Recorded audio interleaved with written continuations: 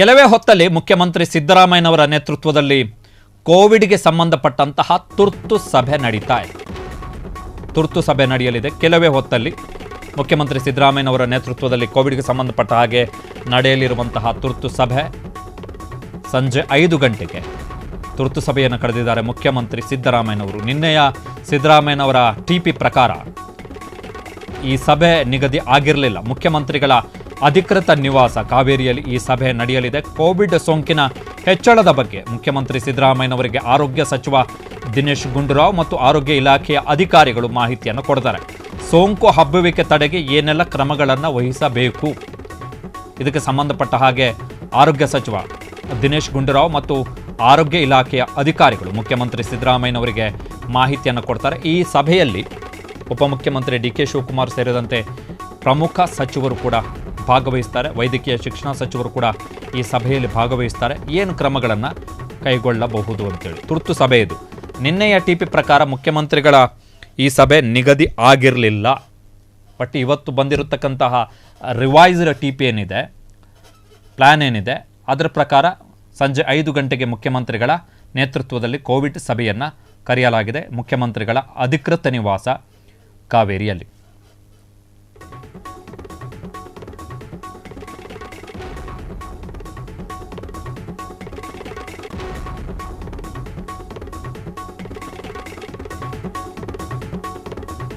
Covid ತಡೆಗೆ CM Siddaramaiah ಸರ್ಕಾರದ ಕ್ರಮ ಏನು? 24 ಗಂಟೆಗಳಲ್ಲಿ 47 ಮಂದಿಯಲ್ಲಿ ಕೋವಿಡ್ ಸೋಂಕು ಪತ್ತೆಯಾಗಿದೆ.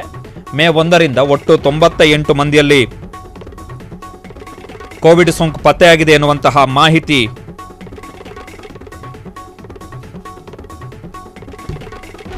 ಸಿಕ್ಕಿದೆ.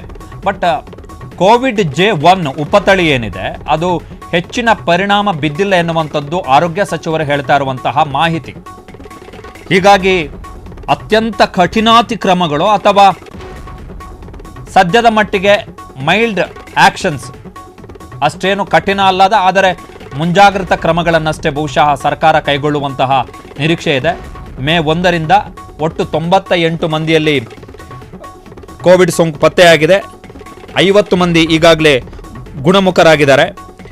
ಕೇಂದ್ರ ಆರೋಗ್ಯ ಸಚಿವಾಲಯ ಮತ್ತು ರಾಜ್ಯದ ಆರೋಗ್ಯ ಇಲಾಖೆ ಕೊಡ್ತಾ ಇರುವಂತಹ ಮಾಹಿತಿಗಳ ಪ್ರಕಾರ ಈ ಸೋಂಕು ಏನಿದೆ, ಕೋವಿಡ್ J1 ಉಪತಳಿ ಏನಿದೆ ಯಾರಲ್ಲಿ ಕಾಣಿಸ್ಕೊಳ್ತಾ ಇದೆ, ಅದು ಹೋಮ್ ಐಸೋಲೇಷನ್ನಲ್ಲೇ ಮನೆಯಲ್ಲೇ ಟ್ರೀಟ್ಮೆಂಟಿಗೆ ಒಳಗಾಗಿ ಸುಧಾರಿಸಿಕೊಳ್ಳಬಹುದಾದಂತಹ ಸೋಂಕು. ಹಾಗಾಗಿ ವಿಪರೀತವಾದಂಥ ಆತಂಕ, ಗಾಬರಿ, ಭಯ ಅವಶ್ಯಕತೆ ಇಲ್ಲ ಎನ್ನುವಂತಹ ಅಂಶವನ್ನು ಸ್ವತಃ ಆರೋಗ್ಯ ಸಚಿವರೇ ಹೇಳಿದ್ದಾರೆ. ಜೊತೆಗೆ ಈಗಾಗಲೇ ಕರ್ನಾಟಕ ರಾಜ್ಯ ಆರೋಗ್ಯ ಇಲಾಖೆ ಈ ಸಾರಿ ಅಂದರೆ ಶೀತ ಜ್ವರ ಯಾರಿಗೆಲ್ಲ ಕಾಣಿಸಿಕೊಂಡಿದೆ ಅವರಿಗೆ ಕೋವಿಡ್ ಪರೀಕ್ಷೆಯನ್ನು ಕಡ್ಡಾಯಗೊಳಿಸಿ ಆದೇಶವನ್ನು ಹೊರಡಿಸಿದೆ.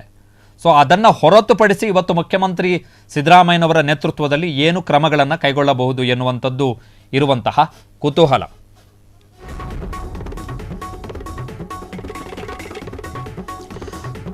ಕೋವಿಡ್ ಸಂಬಂಧ ಕರ್ನಾಟಕದಲ್ಲಿ ಸದ್ಯಕ್ಕೆ ಯಾವುದೇ ನಿರ್ಬಂಧ ಇಲ್ಲ. ಸದ್ಯಕ್ಕೆ ಕೋವಿಡ್ ಸಂಬಂಧ ಮುನ್ನೆಚ್ಚರಿಕೆ ಸಲಹೆಯಷ್ಟೇ ನೀಡಲಾಗುತ್ತೆ. ಕೋವಿಡ್ ಉಪತಳಿ ಅಷ್ಟೇನು ಅಪಾಯಕಾರಿ ಅಲ್ಲ. ಪರಿಸ್ಥಿತಿಗೆ ತಕ್ಕಂತೆ ಅನಿವಾರ್ಯ ಕ್ರಮಗಳು ಅಂತ ಇದ್ದಾಗ ಅವುಗಳನ್ನು ನಾವು ಕೈಗೊಳ್ತೀವಿ ಎನ್ನುವಂತಹ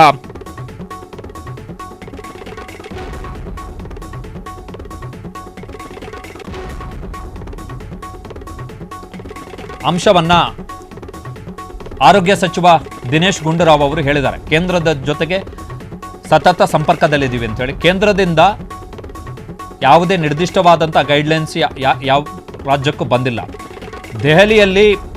ದೆಹಲಿಯ ಸರ್ಕಾರ ಅಲ್ಲಿನ ಆಸ್ಪತ್ರೆಗಳಿಗೆ ಸೂಚನೆಯನ್ನು ಕೊಟ್ಟಿದೆ. ನೀವು ಆಕ್ಸಿಜನ್ ಮತ್ತು ಬೆಡ್ ಮತ್ತು ಇತರೆ ಚಿಕಿತ್ಸಾ ವ್ಯವಸ್ಥೆ ಏನಿದೆ ಅದನ್ನು ಸಿದ್ಧಪಡಿಸಿಕೊಳ್ಳಿ ಎನ್ನುವಂಥ ಸೂಚನೆಯನ್ನು ಕೊಡಲಾಗಿದೆ. ಈಗ ಏನು ಕ್ರಮಗಳನ್ನು ಕೈಗೊಳ್ಳಬಹುದು ಅಂತ ಹೇಳಿದ್ರೆ ಬಹುಶಃ ಮಾಸ್ಕನ್ನು ಕಡ್ಡಾಯಗೊಳಿಸಬಹುದು. ಮುಂಗಾರು ಬೇರೆ ಅಬ್ಬರಿಸ್ತಾ ಇದೆ. ಸಹಜವಾಗಿಯೇ ಶೀತ ಜ್ವರ ಇದು ಕಾಣಿಸ್ಕೊಳ್ಳುವಂಥ ಟೈಮು ಬಂದೇ ಬರುತ್ತೆ. ಥಂಡಿ ಇದೆ, ಮಳೆ ಜೋರಾಗಿ ಬರ್ತಾ ಇದೆ. ಸದ್ಯಕ್ಕಂತೂ ಮಳೆ ತಗ್ಗುವಂಥ ಲಕ್ಷಣಗಳಿಲ್ಲ. ಯಾಕಂತ ಹೇಳಿದ್ರೆ ಹವಾಮಾನ ಇಲಾಖೆಯವರೇ ಕೊಟ್ಟಿರ್ತಕ್ಕಂತಹ ಮಾಹಿತಿಗಳ ಪ್ರಕಾರ ನಾಳೆನೂ ರೆಡ್ ಅಲರ್ಟ್ ಇದೆ, ಇವತ್ತು ರೆಡ್ ಅಲರ್ಟ್ ಇದೆ. ನಾಡಿದ್ದು ಕೂಡ ತೀವ್ರ ಸ್ವರೂಪದ ಮಳೆ ಬರುವಂಥ ಎಲ್ಲ ಲಕ್ಷಣಗಳಿರೋದ್ರಿಂದಾಗಿ ಮಳೆಯಲ್ಲಿ ಯಾವುದೇ ಇಳಿಕೆ ಆಗಲ್ಲ. ಹೀಗಾಗಿ ಶೀತ ಜ್ವರ ಆಲ್ರೆಡಿ ಕರ್ನಾಟಕ ಸರ್ಕಾರ ಶೀತ ಜ್ವರ ಇರುವಂಥವರಿಗೆ ಕೋವಿಡ್ ಟೆಸ್ಟ್ ಕಡ್ಡಾಯಗೊಳಿಸಿ ಆಗಿದೆ.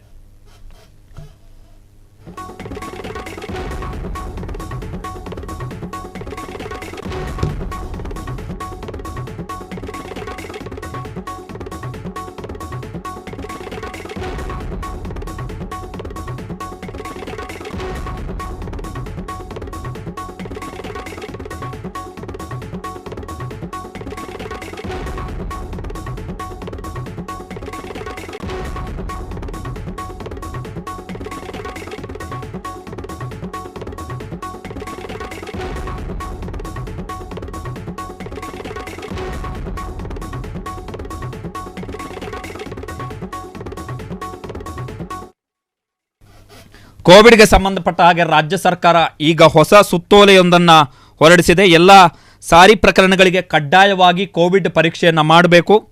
ವಯೋವೃದ್ಧರಲ್ಲಿ, ಮಕ್ಕಳಲ್ಲಿ, ಗರ್ಭಿಣಿ ಸ್ತ್ರೀಯರಲ್ಲಿ ರೋಗ ಲಕ್ಷಣಗಳು ಕಂಡುಬಂದಲ್ಲಿ ಕಡ್ಡಾಯವಾಗಿ ಪರೀಕ್ಷೆ ನಡೆಸುವಂಥದ್ದು. ಕೋವಿಡ್ನ ಲಕ್ಷಣ ಕಂಡುಬಂದರೆ ಕಡ್ಡಾಯವಾಗಿ ಪರೀಕ್ಷೆ ನಡೆಸಬೇಕು ಎನ್ನುವಂಥ ಸೂಚನೆಯನ್ನು ಕೊಡಲಾಗಿದೆ. ತಾಂತ್ರಿಕ ಸಲಹಾ ಸಮಿತಿಯ ಅಭಿಪ್ರಾಯದಂತೆ ರಾಜ್ಯದಲ್ಲಿ ಪ್ರತಿನಿತ್ಯ 150ರಿಂದ 200 ಕೋವಿಡ್ ಪರೀಕ್ಷೆಗಳನ್ನು ನಿಗದಿಪಡಿಸಲಾಗಿದೆ. ಎಲ್ಲ ಸಾರಿ ಪ್ರಕರಣಗಳಲ್ಲಿ ಕೋವಿಡ್-19 ಸೋಂಕನ್ನು ದೃಢಪಡಿಸಿಕೊಳ್ಳಲು RT-PCR ಪರೀಕ್ಷೆಗಾಗಿ ಮಾದರಿಯನ್ನು ನಿಗದಿಪಡಿಸಿರುವ ಪ್ರಯೋಗಾಲಯಗಳಿಗೆ, ಲ್ಯಾಬ್ಗಳಿಗೆ ಸಲ್ಲಿಕೆ ಮಾಡಬೇಕು. ಎಲ್ಲ ಪರೀಕ್ಷೆಗಳನ್ನು ಕಡ್ಡಾಯವಾಗಿ ಸರ್ಕಾರಿ ಪ್ರಯೋಗಶಾಲೆಗಳಲ್ಲಿಯೇ ನಡೆಸುವುದು ಮತ್ತು ಲಭ್ಯವಿರುವ ಕೋವಿಡ್-19ರ ಪರೀಕ್ಷಾ ಕಿಟ್ಟುಗಳನ್ನು, ರ್ಯಾಪಿಡ್ ಕಿಟ್ಟುಗಳೇನಿದೆ ಅವುಗಳನ್ನು ಉಪಯೋಗಿಸಿ ಕೋವಿಡ್ ಪರೀಕ್ಷೆಯನ್ನು ಕೈಗೊಳ್ಳಬೇಕು ಎನ್ನುವಂಥ ಸೂಚನೆಯನ್ನು ಇವತ್ತು ಕರ್ನಾಟಕ ರಾಷ್ಟ್ರೀಯ ಆರೋಗ್ಯ ಅಭಿಯಾನ ಅಡಿಯಲ್ಲಿ ಆರೋಗ್ಯ ಇಲಾಖೆ ಹೊರಡಿಸಿದೆ. ಸೊ ಇದು ಈಗ ಬಂದಿರತಕ್ಕಂತಹ ಸೂಚನೆ ಮುಖ್ಯಮಂತ್ರಿಗಳ ಸಭೆಗೂ ಮೊದಲು. ಕ್ಷಣ ಕ್ಷಣದ ಸುದ್ದಿಗಳಿಗಾಗಿ ಫ್ರೀಡಂ ಟಿವಿ ಸಬ್ಸ್ಕ್ರೈಬ್ ಮಾಡಿ, ಲೈಕ್ ಮಾಡಿ ಹಾಗೂ ಫಾಲೋ ಮಾಡಿ. ಹೊಸ ಸುದ್ದಿಗಳ ನೋಟಿಫಿಕೇಶನ್ಗಾಗಿ ಬೆಲ್ ಐಕಾನ್ ಮೇಲೆ ಕ್ಲಿಕ್ ಮಾಡಿ.